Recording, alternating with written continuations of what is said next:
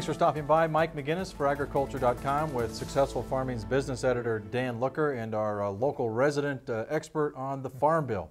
Now, recently, the U.S. Senate passed their version of the new Farm Bill. We're going to talk to Dan to ask him to jump inside the numbers, so to speak, with this what's considered a 5-year, $500 billion Farm Bill. But, Dan, there are some cuts in this age of cutting. In this era of cutting, there are some cuts that some farmers might want to know about.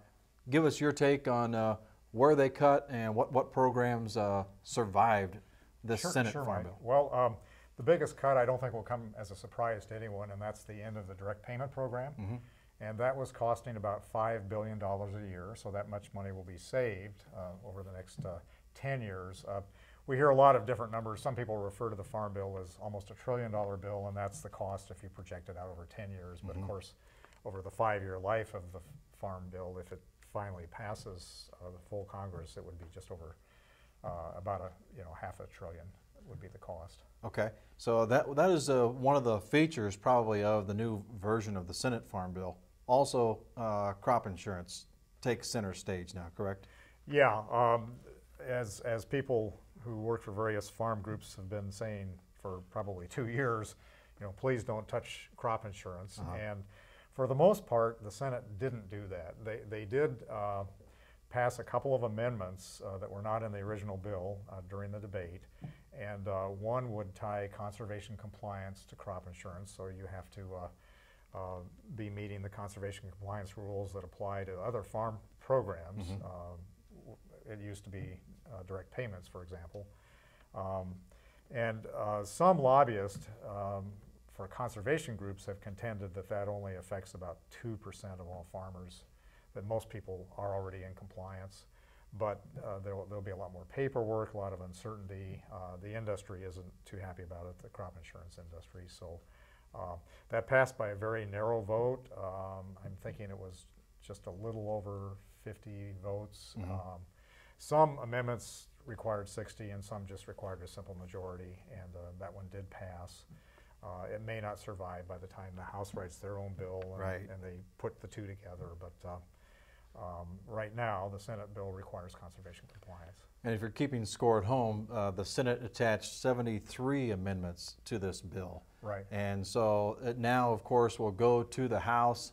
We'll talk about, we'll prognosticate with Dan here in a minute about how this might play out in the House. But let's stay with this Senate version of the Farm Bill. You had mentioned before we started here that even though we're hearing a lot about some of the cuts, there are some people that feel like really what the Senate did was just move some money around. Right. I think most people in the agricultural community are pretty happy with the bill, maybe with the exception of the changes to crop insurance. But other groups, food activists, environmental groups, the Environmental Working Group would be one example, would argue that it's called reform, but it's kind of reform light. It doesn't do all that much. And one thing that they'll point out is that we're cutting direct payments, saving $5 billion a year, but we're creating a new program, agricultural risk coverage, which is a little bit like the old ACRE program, but simpler. It would pay you sooner, and that's a so-called shallow loss program that covers some of the losses that aren't covered by the crop insurance you buy, and that will cost another $3 billion a year, roughly, according to the Congressional Budget Office. Now, this Senate version of the Farm Bill is considered a victory, so to speak, amongst the senators because they really believe this is a bipartisan bill. Oh, absolutely. It passed out of the committee with only 5 votes against, and those were from senators from the South for the most part, and as well as Senator Gillibrand from New York, who didn't want to cut food stamp programs at all. The Senate bill does trim food stamp spending or nutrition spending just a little bit with some reforms, so they're saving about $4 billion over 10 years.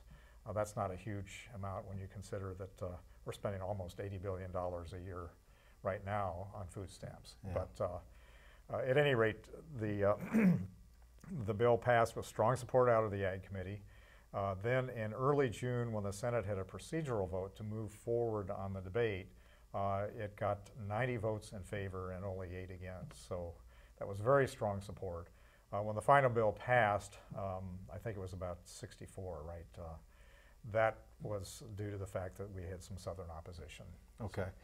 Who was the key senator in this passage of this bill? I know you've mentioned that Senator Stabenow did a lot of work. Yes, I think she was very, very skillful in a lot of different ways. She's a tough negotiator, but she also is very good at handling the strong egos. You know, there are 6 former chairs of the Ag Committee on her own committee. Well, there aren't any of those, right?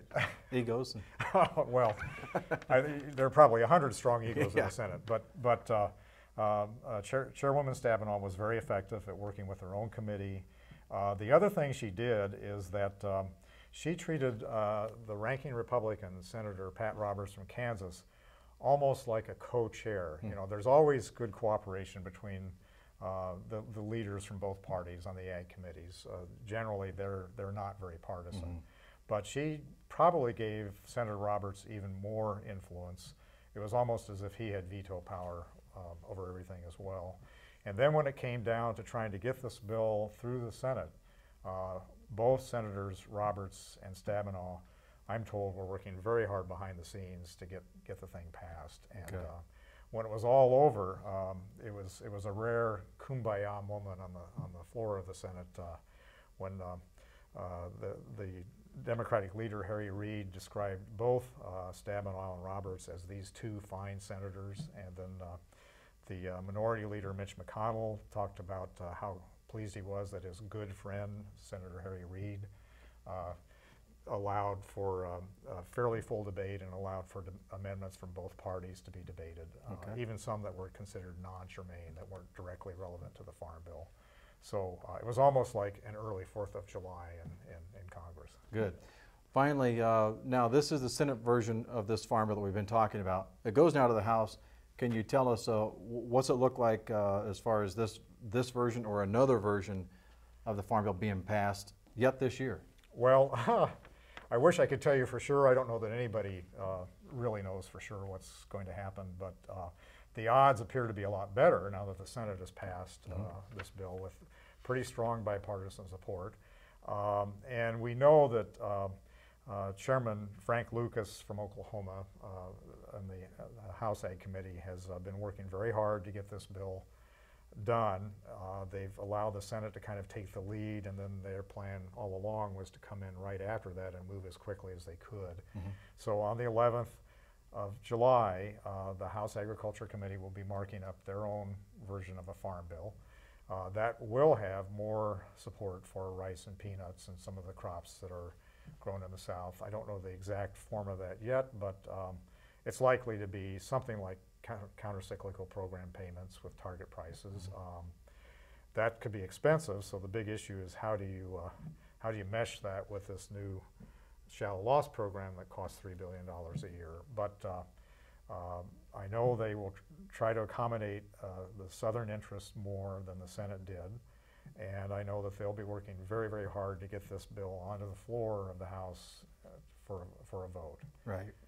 Beyond that, you know, I think it's risky to predict, but I think the odds of having a Farm Bill this year just went up a lot, and anybody who is viewing this webcast can influence that whole process by writing your congressman or congresswoman and urging the House to bring this bill to a vote. Okay. Thanks, Dan, for your time.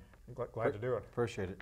Dan Looker, Successful Farming's business editor and our local resident expert on the Farm Bill. I'm Mike McGinnis for Agriculture.com.